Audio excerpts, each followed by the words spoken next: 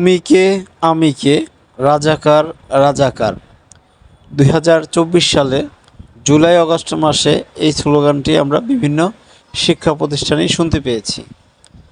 কিন্তু এর পূর্বে কিন্তু দেশে রাজাকার বিরোধী স্লোগান প্রচলিত ছিল। এখন আবার প্রায় ১ বছর পরে আমরা রাজাকার বিরোধী স্লোগান শুনতে পাচ্ছি। দেখা যাক ভবিষ্যৎ কোথায় নিয়ে যায়। আসুন আমরা বিশিষ্ট সাংবাদিক কাজী রুনার বক্তব্যটা শুনে আসি। সালের 14 জুলাই এমন স্লোগান শোনা গিয়েছিল দেশের বিভিন্ন শিক্ষা প্রতিষ্ঠানে। তারপরে ইতিহাস আমাদের জানা, শেখ হাসিনা সরকারের পতনেও এই স্লোগানই কাজ করেছিল এমন দাবিও করেন কেউ কেউ। এরপর গত 11 মাসে রাজাকার শব্দটিকে নানাভাবে মহিমান্বিত করার নানা চেষ্টাও দেখা গেছে। এই 11 মাসে রাজাকার বিরোধী স্লোগান কখনো কি শোনা গিয়েছিল? যায়নি। তবে 14 জুলাই ঢাকার রাজপথ অলিগলি অনেক দিন পর রাজাকার বিরোধী স্লোগানে ছিল মুখর।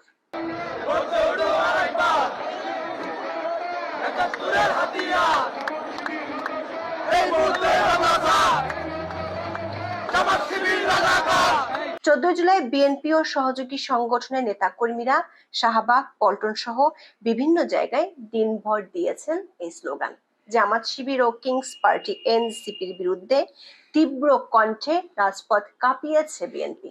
এতে অনেকেই প্রশ্ন তুলেছেন, বহুল আলোচিত সেই রিসেট বাটনে ৭১কে মুছে ফেলার চেষ্টা কি ব্যর্থ হতে যাচ্ছে, নাকি মাত্র ১ মাস আগে ইশরাক হোসেনকে নিয়ে বিএনপির কঠোর অবস্থান যেভাবে নিমিষেই অদৃশ্য হয়ে গিয়েছিল, এবারও সামনে তেমন ঘটনায় দেখা যাবে না তো?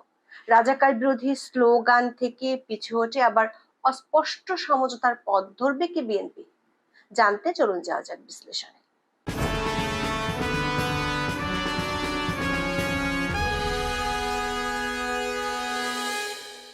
২০২৪ সালের ৫ জুন হাইকোর্টের একটি আদেশের পর ছোট আকারে শুরু হয়েছিল সরকারি চাকরিতে কোটা বিরোধী আন্দোলন। জুলাই মাসের শুরু থেকে বাড়তে থাকে আন্দোলনের তীব্রতা। এরই মধ্যে চীনের রাষ্ট্রীয় সফর নিয়ে 14 জুলাই সংবাদ সম্মেলন করেন তৎকালীন প্রধানমন্ত্রী শেখ হাসিনা। সেখানে সাংবাদিক প্রভাস আমিন একটি মন্তব্যে আন্দোলনকারীদের সঙ্গে সরকারের আলোচনার পরামর্শ দেন। তিনি সরকারি চাকরিতে মেধা ও কোটার বিষয়টি আরো পরিষ্কারভাবে তুলে ধরে আপিল বিভাগের রায়ের আগ পর্যন্ত শিক্ষার্থীদের বুঝিয়ে শান্ত রাখার অনুরোধ করেন। এর প্রেক্ষাপটে শেখ হাসিনা সরকারি চাকরিতে কোটা ও মেধা সম্পূর্ণ আলাদা বলে উল্লেখ করেন। তো কোটা আর মেধা তো এক জিনিস না, তো এইখানে দ্বন্দ্বটা সৃষ্টি করে, এটা একটা ট্যাকটিস। তার মানে কি মুক্তিযোদ্ধার সন্তান নাতিপুতিরা কেউ মেধাবী না, যত রাজাকারের বাচ্চারা নাতিপুতি হলো মেধাবী, তাই না? কিন্তু এটা ভুলে গেলে চলবে না যে যাদেরকে মেধাবী না বলছে তাদের হাতে কিন্তু ওরা পরাজিত। যুদ্ধে কিন্তু মুক্তিযোদ্ধারাই জয়ী হয়েছিল, রাজাকাররা জয়ী হয় নাই। তারা পাকিস্তানিদের পদলেহন করেও পরাজিত হয়েছিল। এই কথাটা তো মনে রাখা উচিত যে তারা তো পরাজিত হয়েছিল। শেখ হাসিনার বক্তব্যের একটি অংশ মুহূর্তে ছড়িয়ে পড়ে সোশ্যাল মিডিয়ায়। সেই অংশটি হলো, তার মানে কি মুক্তিযোদ্ধার সন্তান নাতিপুতিরা কেউ মেধাবী না, যত রাজাকারের বাচ্চারা নাতিপুতিরা হলো মেধাবী, তাই না? আন্দোলনকারীদের অভিযোগ ছিল, শেখ হাসিনা বিক্ষোভে জড়িত সব শিক্ষার্থীকে রাজাকার বা রাজাকারের উত্তরসূরি বলেছেন। কয়েক ঘন্টা পর গভীর রাতে ঢাকা বিশ্ববিদ্যালয়ের বিভিন্ন হলে স্লোগান ছড়িয়ে পড়ে, তুমি কে আমি কে রাজাকার রাজাকার। দেশের অন্য বিশ্ববিদ্যালয়ে এই স্লোগান সরাসরি অথবা কিছুটা পরিবর্তিত রূপে উচ্চারিত হতে শোনা যায়। এই স্লোগানটি আন্দোলনের তীব্রতা বাড়াতে অন্যতম প্রধান ভূমিকা পালন করলেও ব্যাপক বিতর্ক সৃষ্টি করে। দর্শক, এই বিতর্ক গত 11 মাসেও শেষ হয়নি। এ ধরনের স্লোগানের মাধ্যমে বাংলাদেশের রাজাকারদের যুদ্ধাপরাধকে মুছে ফেলার চেষ্টার অভিযোগ উঠেছিল শুরুতেই। পরে কিছুটা পরিমার্জিত করে স্লোগানটি অব্যাহত রাখে আন্দোলনকারীরা। এই স্লোগানের পক্ষে 5ই আগস্ট পরবর্তী সময়ে বিভিন্ন ধরনের বক্তব্য পাওয়া গেছে আন্দোলনের নেতাদের কাছ থেকে। বর্তমানে এনসিপির আহ্বায়ক 14 সেপ্টেম্বর তার ফেসবুকে লেখেন, তুমি কে আমি কে রাজাকার রাজাকার এই জুলাই গণঅভ্যুত্থানের সবচেয়ে শক্তিশালী ও সাহসী স্লোগান ছিল। তিনি দাবি করেন মুক্তিযুদ্ধের চেতনার নামে আওয়ামী লীগের বিভাজনের রাজনীতি অকেজো হয়ে গিয়েছিল, সেই রাতে ভেঙে গিয়েছিল আওয়ামী লীগের ন্যারেটিভ। দর্শক, 14 জুলাইয়ের সেই স্লোগান এবং 5ই আগস্টের পট পরিবর্তনের পর থেকে আমরা আওয়ামী লীগের ন্যারেটিভ ভাঙার নামে মুক্তিযুদ্ধের সমস্ত স্মৃতি ও স্মারক ধ্বংসের মহোৎসব দেখতে পেয়েছি। সেই সঙ্গে নাহিদদের নিয়োগ করা প্রধান উপদেষ্টা ডক্টর মোহাম্মদ ইউনূস হাজির করেছেন বহুল আলোচিত রিসেট বাটন তত্ত্ব। গত বছরের সেপ্টেম্বরে তিনি এক সাক্ষাৎকারে বলেন, প্রথমে স্বীকার করতে হবে ছাত্ররা বলেছে আমরা রিসেট বাটন পুশ করেছি, এভরিথিং ইজ গন, অতীত নিশ্চিতভাবে চলে গেছে, এখন নতুন ভঙ্গিতে আমরা গড়ে তুলব। দেশের মানুষও তা চায়। সেই নতুন ভঙ্গিতে গড়ে তোলার জন্য আমাদের সংস্কার করতে হবে। আমাদের প্রশ্ন হলো 2024 সালের 14 জুলাই রাতে রাজাকার বিষয়ক সেই স্লোগানের মাধ্যমে কি প্রেস করা হয়েছিল রিসেট বাটন? দর্শক, 5ই আগস্টের পর আন্দোলনের নেতাদের বক্তব্য থেকেই এখন প্রতিষ্ঠিত পুরো বিষয়টি ছিল এক মেটিকুলাস ডিজাইন। ফলে তুমি কে আমি কে রাজাকার রাজাকার স্লোগানটিও যে সুপরিকল্পিত সেটি অনেকটাই পরিষ্কার।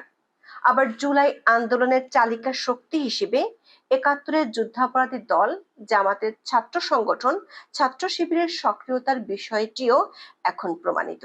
সেক্ষেত্রে প্রশ্ন ওঠাই স্বাভাবিক, বাংলাদেশের জন্মের বিরোধিতা করা রাজাকারদের অপরাধ আড়ালের জন্যই এমন স্লোগানের উদ্ভব ঘটেছিল কিনা। গত 11 মাস ধরে বাংলাদেশে রাজাকারদের কিংবা স্বাধীনতা বিরোধীদের বিরুদ্ধে স্লোগান শোনাই যায়নি। এমনকি 26শে মার্চ, 14 কিংবা 16ই ডিসেম্বরেও রাজাকার বিরোধী কোনো প্রচারণা চোখে পড়েনি। তবে খুবই কাকতালীয়ভাবে ওই স্লোগানের ঠিক 1 বছরের মাথায় পাশার দান উল্টে গেল। রাজধানীতে প্রকাশ্য দিবালোকে রাজাকারদের প্রতি ঘৃণা জানিয়ে রাস্তায় নামতে দেখা গেছে বিএনপি ও সহযোগী সংগঠনগুলোকে।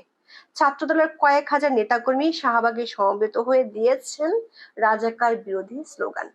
আওয়ামী লীগ সরকারের সময় ছাত্রলীগের পরিচয় ধারণ করায় গুপ্ত সংগঠন হিসেবে পরিচিতি পেয়েছে ছাত্র শিবির। ছাত্রদলের সাধারণ সম্পাদক নাসির উদ্দিনও তুলেছেন একই অভিযোগ। ঢাকায় 14 জুলাই বিক্ষোভ মিছিল শুরুর আগে তিনি বলেন, শিবিরের গুপ্ত কর্মীরা মব সৃষ্টি করে সাধারণ শিক্ষার্থীদের বিভ্রান্ত করার অপচেষ্টা করছে। এরপর ছাত্রদলের মিছিল থেকে জামাত শিবির রাজাকার, এই মুহূর্তে বাংলা ছাড়, জিয়াউর রহমানের বাংলায় রাজাকারের ঠাঁই নাই, রাজাকারের স্বৈরাচার, মিলেমিশে একাকার, এমন স্লোগান দেয়া হয়।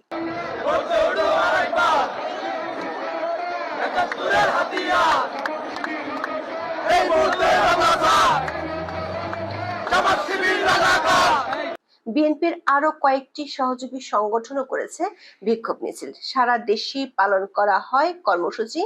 এগুলো থেকে জামাত শিবির নয়, কিংস পার্টি এনসিপির বিরুদ্ধেও তোলা হয় অভিযোগ। তাদেরকে তুলনা করা হয়েছে জামাত শিবিরের সমতুল্য সংগঠন হিসেবে। বিএনপির এমন আচরণে অবশ্য ক্ষুব্ধ হয়েছেন জামাত শিবির এবং এনসিপির নেতারা। এনসিপির আহ্বায়ক নাহিদ ইসলাম সরাসরি বিএনপিকে চাঁদাবাজের দল বলে মন্তব্য করেছেন। আর শিবিরের নেতারা বলেছেন, জামায়াত ইসলামী যদি আর কখনো বিএনপির সাথে জোট করে তাহলে তিনি দল ছেড়ে দিবেন। দর্শক, লন্ডনে 13ই জুন প্রধান উপদেষ্টা ডক্টর মোহাম্মদ ইউনূসের সঙ্গে বিএনপির ভারপ্রাপ্ত চেয়ারম্যান তারেক রহমানের বৈঠকের পর দুই পক্ষের মাঝে সম্পর্কের ব্যাপক উন্নতি দেখা দিয়ে গেছিল। বৈঠকের মাত্র কয়েকদিন আগেও 3 উপদেষ্টার পদত্যাগের দাবিতে সোচ্চার ছিল বিএনপি। আবার ঢাকা দক্ষিণের মেয়র হিসেবে ইশরাক হোসেনকে শপথ পড়ানোর দাবিতে চলছিল তুমুল আন্দোলন। তবে ইউনূস তারেক বৈঠকের পরপরই আকস্মিক নমনীয় ভূমিকায় চলে যায় বিএনপি। তবে সম্পর্কের উন্নতির ফের পতন ঘটতে 1 মাসও লাগেনি। সবশেষ জুলাই ঘোষণাপত্রে সাংবিধানিক বৈধতা দেওয়ার প্রশ্নে জামাত এনসিপির তীব্র চাপের মুখে পড়েছে দলটি। আবার এই ইস্যুকে কেন্দ্র করে নির্বাচন অনিশ্চয়তার শঙ্কাও ঘিরে ধরেছে বিএনপিকে। বিএনপির শীর্ষ নেতৃত্ব মনে করছে লন্ডন বৈঠকের মাধ্যমে সরকার আরেকটি প্রতারণার শিকার হয়েছে দলটি। এমন অবস্থায় পাল্টা চাপের কৌশল হিসেবে 14 জুলাই মাঠের দখল নিয়েছে। বিএনপির এমন চাপ গত 11 মাসে বেশ কয়েকবার আমরা দেখেছি, তবে কোনোবারই তারা পরিস্থিতি শেষ পর্যন্ত নিজেদের নিয়ন্ত্রণে রাখতে পারেনি। প্রশ্ন হলো, এবারে রাজাকার বিরোধী স্লোগানেও বিএনপি কি শেষ পর্যন্ত অটল থাকতে পারবে?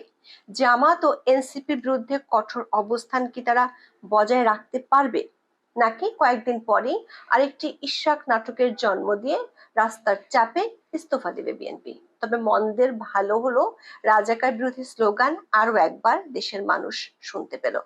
বাংলাদেশের ইতিহাসে স্বাধীনতা বিরোধীরা ছিল, এটি হয়তো এভাবেই বারবার সামনে চলে আসবে।